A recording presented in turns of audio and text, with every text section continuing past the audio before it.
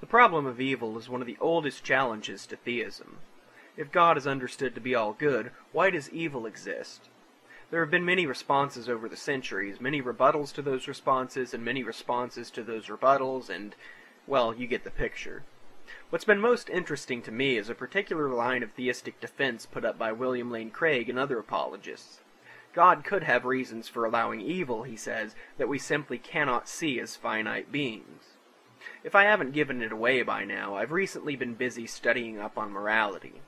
One book I've read, reviewed, and will link to in the video description is Morality Without God by Walter Sinnott-Armstrong, which I would highly recommend to anyone interested in reading a well-argued defense of secular morality against religious criticisms, written by an atheist philosopher. In the book, Sinnott-Armstrong notes that there can be reasons for allowing evils to occur when they achieve some adequately compensating good. Take the example of going to the dentist. Who in their right mind would want to suffer the pain and discomfort of having their teeth drilled on? As someone who's been there on more than a few occasions, I certainly wouldn't choose to go on my own, that is, not without some good reason. Of course, we do have good reasons for visiting the dentist, like wanting to avoid tooth decay, which will only cause us prolonged pain and probably even more intense pain compared to what we endure in the dentist chair. We subject ourselves to pain that might otherwise be considered evil because it will be better for us in the end. We don't just do this with ourselves, but also with others. For another example, think of why we take children to a doctor to have them stabbed with a painful needle. We vaccinate our kids to spare them from the horrible suffering diseases like tetanus or diphtheria may inflict upon them. While it would be wrong to stab your child with a sharp object for no good reason, getting them a shot to prevent far greater suffering is a good reason. So it seems there are adequately compensating goods that cause us to allow certain apparent evils in our lives.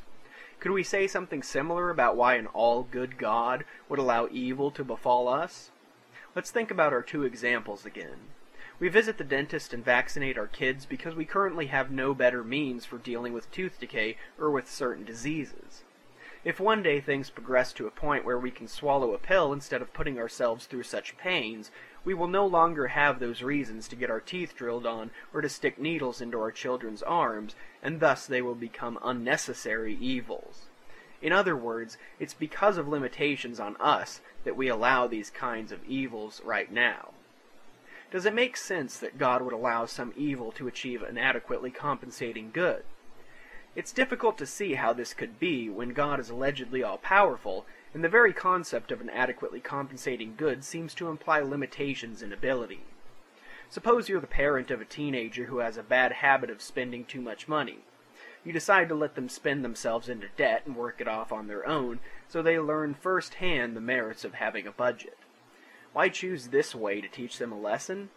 You see it as the best way, perhaps the only way they're going to learn.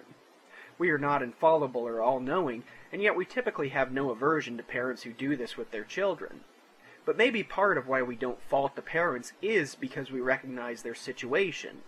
They may wish for a better alternative, though they don't see one, and feel as if they have no other real choice. God, on the other hand, is not bound by time, not limited in power, and is not ignorant of any options. He could have created your teenager without the spending problem. He could have brought someone into their life to show them the value of frugality in a non-harmful way. He could have created a world with more abundant resources, a world less obsessed with material gains, or any other sort of world where your teen wouldn't be so disposed to burn through money. Obviously, the point is not to blame God for greedy teenagers, but simply to illustrate that adequately compensating goods seem only to make sense for beings that are limited in some form or another. Compensation implies loss, but with an all-powerful, all-knowing, perfect God that promises a heaven where no tears are shed, where pain is never felt, and where death does not exist, loss is a conundrum.